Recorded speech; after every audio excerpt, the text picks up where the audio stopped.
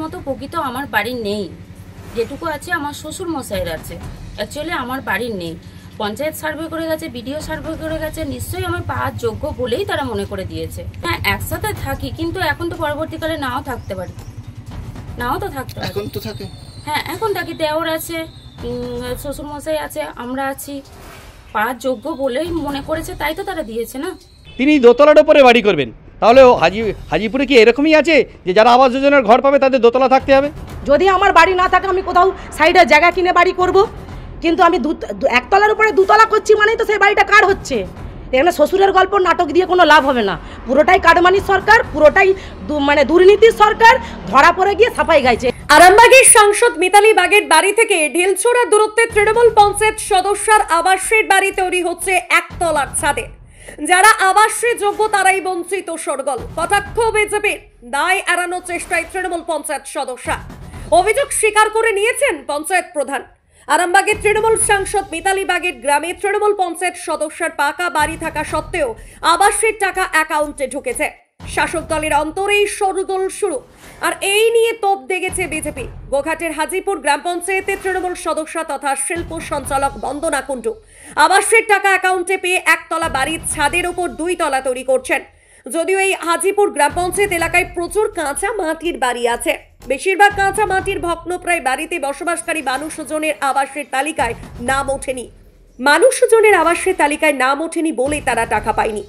অথচ গ্রাম পঞ্চায়েতের তৃণমূল সদস্যর পাকা বাড়ি থাকা সত্ত্বেও আবাসের তালিকায় নাম কিভাবে উঠল, সেই নিয়ে শাসকের অন্তরে ক্ষোভের সঞ্চার। এমতো অবস্থায় এই ইস্যুকে ছাড়তে রাজি নয় বিজেপিও। বিজেপি নেতা নেত্রীরাও এই নিয়ে মাঠে নেমে পড়েছে। সরাসরি আরামবাগের সাংসদ মিতালি বাগের বাসস্থান তথা পঞ্চায়েত এলাকা সাধারণ গরিব মানুষজন বাড়ি পায়নি, অথচ পঞ্চায়েত সদস্য কিভাবে আবাসের বাড়ি পেলেন সেই নিয়ে উঠছে প্রশ্ন। আরামবাগের সাংসদ মিতালি বাগ এই গ্রামেরই বাসিন্দা। যদিও এই গ্রাম পঞ্চায়েত সদস্য বন্দনা কুণ্ডু ক্যামেরার সামনে কোনোভাবে দায় এড়ানোর চেষ্টা করেছেন, তবে তিনি আবাস যোজনায় অ্যাকাউন্টে টাকা ঢোকার কথা স্বীকার করে নিয়েছেন। একই সংসারে থাকলেও তিনি ভবিষ্যতের কথা ভেবে বাড়ি তৈরি করছেন বলে জানিয়েছেন। যদিও এই নিয়ে হাজিপুর গ্রাম পঞ্চায়েতের প্রধান বলেন, যারা যোগ্য, যাদের মাটির বাড়ি এখনো ভগ্ন অবস্থায় পড়ে আছেন, রাতে ত্রিপল খাটিয়ে থাকতে হয়, তারাও বাড়ি পায়নি বলে স্বীকার করে নিয়েছেন। যাদের পাকা বাড়ি আছে তারা কিভাবে বাড়ি পেয়ে গেল সেটা নিয়েও তিনি দ্বিধাগ্রস্ত। তবে আবাস যোজনার বাড়ি দোতলায় করা সম্ভব নয়, অথচ তারই পঞ্চায়েতের সদস্য বাড়ি পেয়েছেন, অ্যাকাউন্টে টাকা ঢুকেছে এবং তিনি দোতলা বাড়ি করছেন বলে জানিয়েছেন। আর এই নিয়ে আরামবাগের সাংসদ মিতালি বাগ ক্যামেরার সামনে আসতে চাননি, তবে তিনি ফোনে জানিয়েছেন যে তিনি বিষয়টি খোঁজ খবর নেবেন এবং গোঘাট 2 ভিডিওকে জানাবেন। অন্যদিকে নিউজ অগ্নি কর্তৃপক্ষ গোঘাট 2 ভিডিওর সঙ্গে যোগাযোগ করা হলে তিনি জানিয়েছেন, আমরা গুরুত্ব দিয়ে খোঁজ খবর নিচ্ছি, সঠিক ব্যক্তি বাড়ি পাবে। আর এখানেই প্রশ্ন উঠেছে যে আবাস প্রাপকদের বঞ্চিত করে কিভাবে পাকা বাড়ি থাকা সত্ত্বেও আবাসের টাকা তৃণমূল পঞ্চায়েত সদস্যের অ্যাকাউন্টে ঢুকলো? কেন 2024-এর সার্ভেতে নাম বাদ গেল না? দেখুন সেই তথ্য। ব্যুরো রিপোর্ট, নিউজ অগ্নি। নামে নয়, কাজে সাংবাদিকতা। নিউজ অগ্নি চ্যানেলে বিজ্ঞাপন লাইভ করতে চান? দ্রুত যোগাযোগ করুন, অফার সীমিত সময়ের জন্য। আপনি একতলা বাড়ির উপরে দুতলা বাড়ি করছেন এবং কোথাও কোথাও দেখা যাচ্ছে যে তৃণমূলেরই একাংশ মাটির বাড়ি যাদের রয়েছে তারা পাচ্ছে না বাড়ি, অথচ আপনি পাকা বাড়ি পাচ্ছেন, বাড়ি তৈরি করার জন্য, এবং বাংলার আবাস যোজনা। আপনি কি সত্যি বাড়ি পেয়েছেন বা টাকা পেয়েছেন? হ্যাঁ, আমি বাড়ি পেয়েছি। অ্যাকচুয়ালি আমার দোতলা বাড়ি নয়, আমার শ্বশুর মশাইয়ের বাড়ি। আমার নামে কোনো বাড়িও নেই, কিছুই নেই, আমার মাটির বাড়ি। সেই জন্যই আমি বাড়ির আবেদন করেছিলাম। আপনারা দেখতেও পারেন, আমার স্বামীর নামেও কোনো জমি জায়গা বা সম্পত্তি কোনো কিছুই নেই, আর আমার নামেও কোনো কিছু নেই।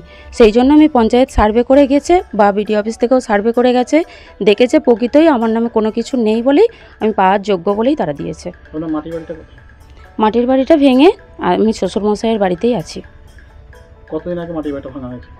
3 বছর আগে। আর আপনার নামে টাকা বেরিয়েছে আবাস যোজনা? হ্যাঁ, টাকা বেরিয়েছে, আমি বাড়ি করব। সেটা আপনার তো মাটির বাড়ি ভেঙে পাকা বাড়ি হয়ে গেছে। আমার পাকা বাড়ি নয়, আমি বারবার বলছি আমার পাকা বাড়ি নয়, আমার শ্বশুর মশাইয়ের পাকা বাড়ি।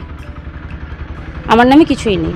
মতো প্রকৃত আমার বাড়ি নেই, যেটুকু আছে আমার শ্বশুর মশাইয়ের আছে। অ্যাকচুয়ালি আমার বাড়ির নেই। পঞ্চায়েত সার্ভে করে গেছে, বিডিও সার্ভে করে গেছে, নিশ্চয়ই আমার পাওয়ার যোগ্য বলেই তারা মনে করে দিয়েছে, নাহলে তো দিত না। হ্যাঁ, একসাথে থাকি, কিন্তু এখন তো পরবর্তীকালে নাও থাকতে পারি, নাও তো থাকতে পারি। এখন তো থাকে।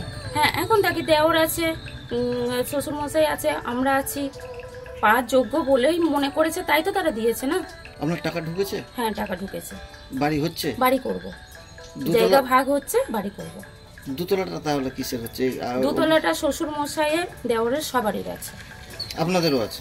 আমাদের অংশ আছে, কিন্তু আমার ননদও আছে, আমাদের অংশ আছে, আমরা ওটা ছেড়ে দিয়ে বাড়ি করব, বাড়ি করব। কিন্তু আপনার পঞ্চায়েতই দেখা যাচ্ছে অনেক মাটির বাড়ি আছে যারা বাড়ি মাটির বাড়ি পায়নি। তাদের আছে, হিসেব মতো প্রকৃত তো আমার মাটির বাড়িটাও নেই, আমি পাওয়ার যোগ্য তারা মনে করেছে বলেই দিয়েছে। এই যে বলছেন শ্বশুর মশাইয়ের বাড়ি, শ্বশুর মশাইয়ের ছেলে তো প্রাপ্যদার। শ্বশুর মশাইয়ের ছেলে প্রাপ্যদার, একটা বাড়ি একটা কামরা প্রাপ্যদার, কিন্তু আমার তো সেটুকুও নেই, সেটুকুও তো নেই। শ্বশুর মশাইয়ের তো আছে? শ্বশুর মশাইয়ের আছে, হিসেব মতো আমার তো নেই, আমার নেই।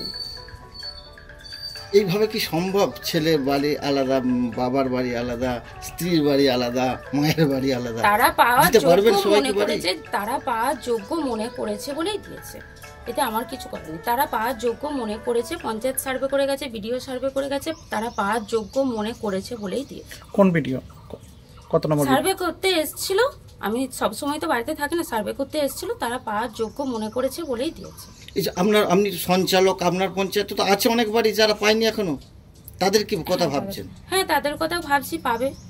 আমি বারবার গেছি, বিডিও অফিসেও গেছি, বারবার পঞ্চায়েতেও জিজ্ঞাসা করেছি, বলেছে হ্যাঁ পাবে, পরপর আস্তে আস্তে পাবে। এরকম অনেক প্রধান আছে যারা বাড়ি নেয়নি, বা অনেক সঞ্চালক আছে বাড়ি নেয়নি। তারা, আমি আপনাদেরকে বারবার বললাম, তারা পাওয়ার যোগ্য মনে করেছে বলেই দিয়েছে, তারা পাওয়ার যোগ্য মনে করেছে বলেই দিয়েছে। কতদিন আছেন আপনার যে পাকার বাড়ি? কতদিন হয়েছে? 2 বছর হয়েছে। টাকা ঢুকেছে এখন? এখন টাকা ঢুকেছে, জায়গা ভাগ করে দিয়েছে শ্বশুর মশাই, বাড়ি করবে। বাড়ি এখন করেননি তাহলে? না, বাড়ি ভাগ, জায়গা ভাগ করে দিয়েছে, বাড়ি করবে। এখন একসাথেই আছে? একসাথেই আছে। বদনা কুণ্ড, কোন দায়িত্বে আছে? শিল্প সঞ্চালক, হাজিপুর পঞ্চায়েত। কোন পঞ্চায়েত? হাজিপুর পঞ্চায়েত, আর কোন ব্লক অফিস এটা? গোঘাট 2, কামারপুকুর ব্লক। এটা হচ্ছে ডাটপুর, কোন অঞ্চল? হাজিপুর। সেটা এবার আমরা কি করব?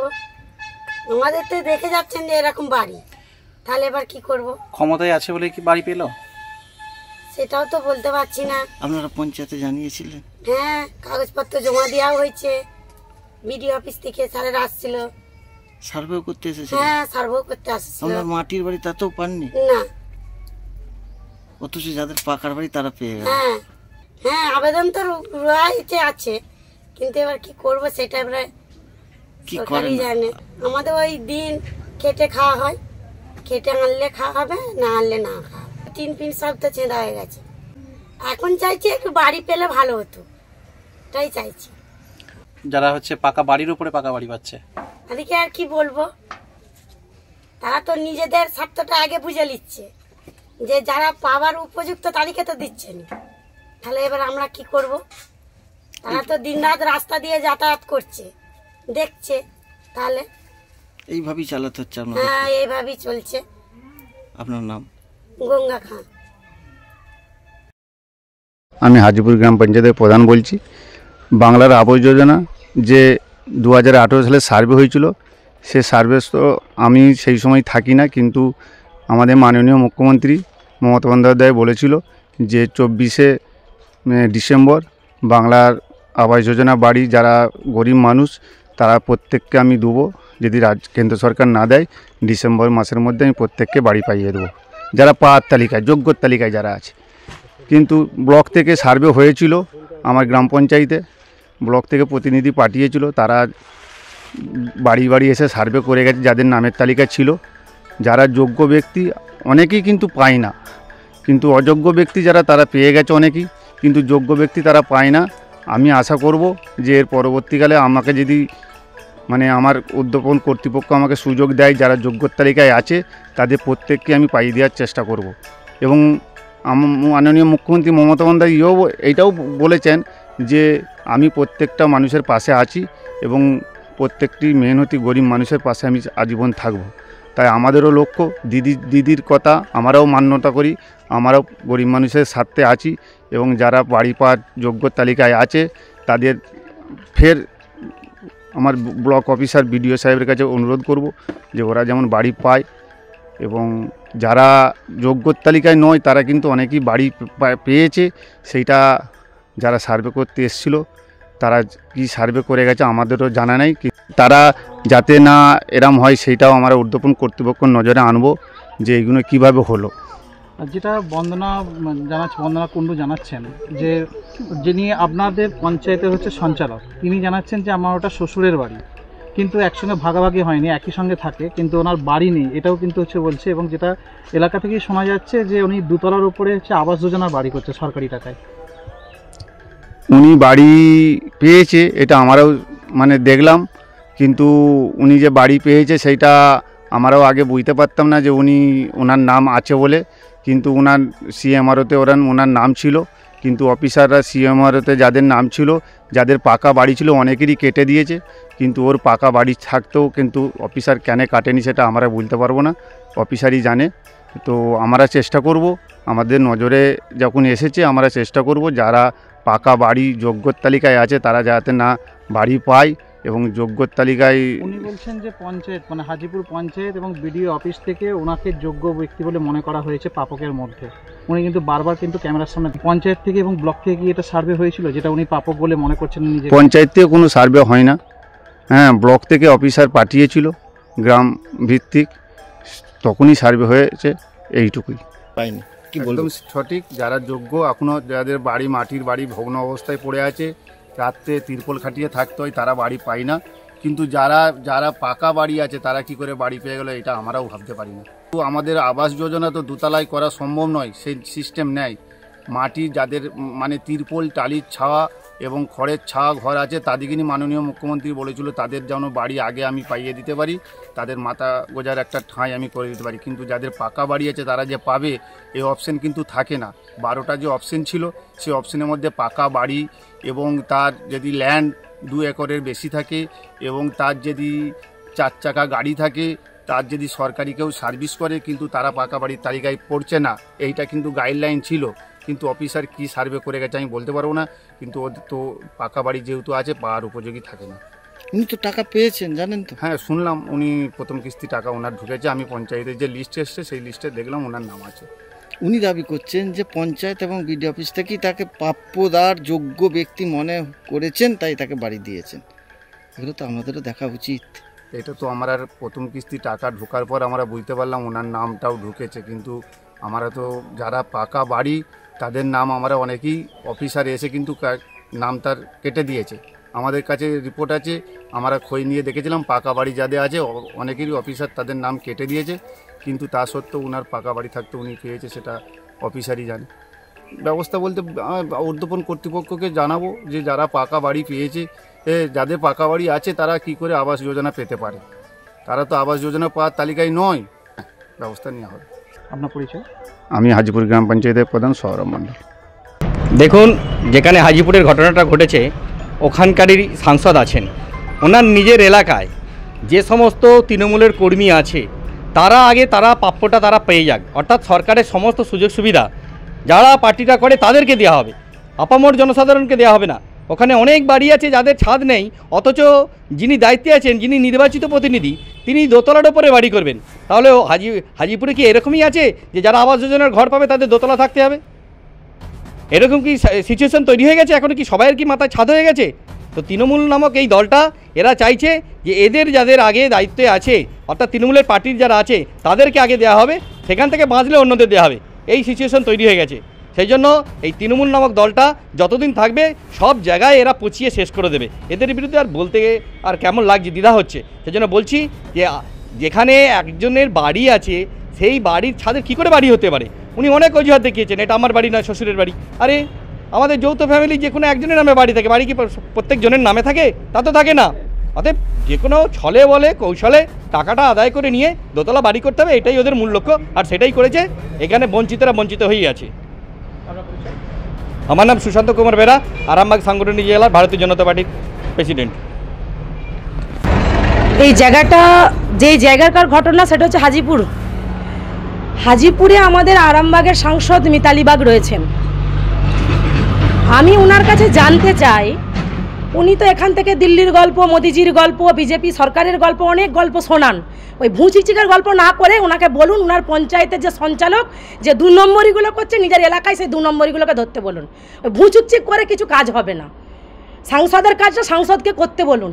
হাজিপুর পঞ্চায়েতে বিভিন্ন এলাকায় প্রচুর গরিব মানুষ আছে যাদের মাথার উপরে ছাদ নেই, ও তাদেরকে মাথার ছাদটা যারা পায় তার ব্যবস্থাটা করতে বলুন আরামবাগের সাংসদকে। ওই বিধানসভাতে বসে মোদিজির গল্প আর ভুঁচিকচিকের গল্প না করে এলাকার মানুষ পরিষেবা পাচ্ছে না সেটা দেখতে বলুন। এটা প্রথম কথা। দ্বিতীয় কথা, তৃণমূল দলটা কখনোই সাধারণ মানুষ পরিষেবা দেওয়ার জন্য দল নয়। আগে নিজেরা খাবে, খেয়ে যদি বাঁচে তবে জনসাধারণের পরিষেবায় লাগবে, তাও আবার কাটমানি দিয়ে, নচেত হবে না। এই দলটার নামই নির্লজ্জ দল। এটা মানুষের পরিষেবা কোনোদিন দিতে আসেনি, আজও দেবে না, ভবিষ্যতেও দেবে না। এর লজ্জা পশ্চিমবাংলার লজ্জা, মমতা ব্যানার্জির লজ্জা। বন্দনা কুণ্ডু বলছে যে আমার শ্বশুর মশাইয়ের বাড়ি এবং আমরা একসঙ্গে থাকি, কিন্তু আমার বাড়ি নেই। তাহলে কি এরকমভাবে কি তৃণমূল সরকার বাড়ি আলাদা আলাদা? আচ্ছা আপনি বলুন, আমার বাড়ি যদি না থাকে, আমার শ্বশুরের 1 তলার উপরে 2 তলা আমি কি করতে পারি? এটা কি সম্ভব? যদি আমার বাড়ি না থাকে আমি কোথাও সাইডে জায়গা কিনে বাড়ি করব, কিন্তু আমি 1 তলার উপরে 2 তলা করছি মানেই তো সেই বাড়িটা কার হচ্ছে। এখানে শ্বশুরের গল্প নাটক দিয়ে কোনো লাভ হবে না। পুরোটাই কাটমানির সরকার, পুরোটাই মানে দুর্নীতির সরকার। ধরা পড়ে গিয়ে সাফাই গাইছে। প্রথমেই বলেছিলাম যে এই সরকারটাই নির্লজ্জ সরকার। এরা মানুষের কখনোই পরিষেবা করতে আসেনি। আপনি ভাবুন, হাজিপুর গ্রাম পঞ্চায়েতে প্রচুর গরিব মানুষ আছে যাদের মাথার উপর ছাদ নেই, যারা সত্যিকারে বাড়ি পাওয়ার যোগ্য তারা বাড়ি পায় না। যারা তৃণমূল করে তারা তৃণমূলের টাকা খায়। এটা আবারও প্রমাণ দেখুন। যারা তৃণমূল নেতা, যারা তৃণমূলের বড় বড় দপ্তরে আছে, যারা তৃণমূলের দায়িত্ব নিয়ে রয়েছে, তারা নিজেরা আগে বাড়ি গোছাতে ব্যস্ত। নিজেদের পেট ভর্তি হলে তবে ওরা অন্যের সেবা দেয়। নিজেদের পেট যতক্ষণ না ভর্তি হবে ততক্ষণ দাদা আপনার আমার সেবা দেওয়ার জন্য এই পশ্চিমবাংলার মমতা ব্যানার্জি সরকার নয়। আমার নাম দোলন দাস। বলছিলাম যে একটা অভিযোগ আসছে, যেটা হাজিপুর অঞ্চলে সঞ্চালক বন্দনা কুণ্ডু, ওনার অ্যাকাউন্টে টাকা ঢুকেছে আবাস যোজনার, এবং উনিও একটি দাবিদার, এবং যেখানে পঞ্চায়েত এবং বিডিও অফিস তারা উপযুক্ত বলে মনে করছে, এরকমটাই কিন্তু আমাদের ক্যামেরার সামনে জানাচ্ছে। এই বিষয় নিয়ে আপনি কি বলবেন? এটা কি সত্যি ঠিক কাজ হয়েছে যেটা দলীয় নেত্রী আপনাদের চাইছেন? দেখুন, বিষয়টা আমি আপনাদের মাধ্যমে এই মাত্রই জানতে পারলাম। বিষয়টা যদি এরকম ধরনের কিছু ঘটনা ঘটে থাকে তাহলে আমি অবশ্যই পঞ্চায়েত এবং তিনি গোঘাট 2 নম্বর ব্লক আধিকারিক আছেন, ওনাকে কথা বলবো, গিয়ে দ্রুত যাতে তদন্ত করা হয় বিষয়টা সঠিক কিনা, এটা আমি অবশ্যই ওনাদেরকে জানাবো। এখন আমি আপনার মুখ থেকেই শুনলাম। আর বিষয় নিয়ে কি ব্যবস্থা নেবেন যদি এরকমটা হয়ে থাকে?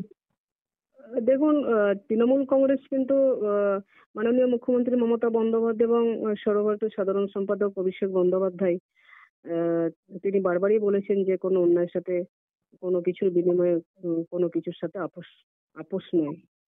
তো সেটা আপনারাও দেখেছেন, বারবার ওনারা প্রমাণ করেছেন। আর আপনাদের বক্তব্য অনুযায়ী যদি সঠিক হয়েই থাকে বিষয়টা সর্বোপরি প্রথমে তো তদন্তের বিষয় রয়েছে। যদি এটা সঠিক হয়ে থাকে, আমি পঞ্চায়েত যিনি প্রধান আছেন বা আধিকারিকরা আছেন বা ব্লক আধিকারিকরা যারা আছেন, ওনাদেরকে বিষয়টা আমি খতিয়ে দেখার জন্য অবশ্যই জানাবো। ঠিক আছে, ধন্যবাদ আপনাকে।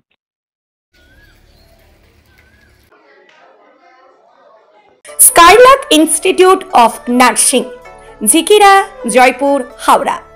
জিএনএম, বিএসসি নার্সিং ট্রেনিং এর অল্প খরচে সেরা বিশ্বস্ত ঠিকানা। যোগাযোগ নাম্বার 9907364440।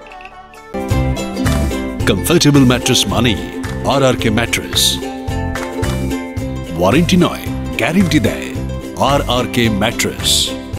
এই প্রথম এত উন্নত মানের স্কুল খানাকুলের হেলান বাজারে 2025-26 শিক্ষাবর্ষে শুরু হতে চলেছে Indian number 1 play school, national institute kids zone, CBSE and Kerala model school. 3 বছর থেকে বাচ্চাদের ভর্তি চলছে।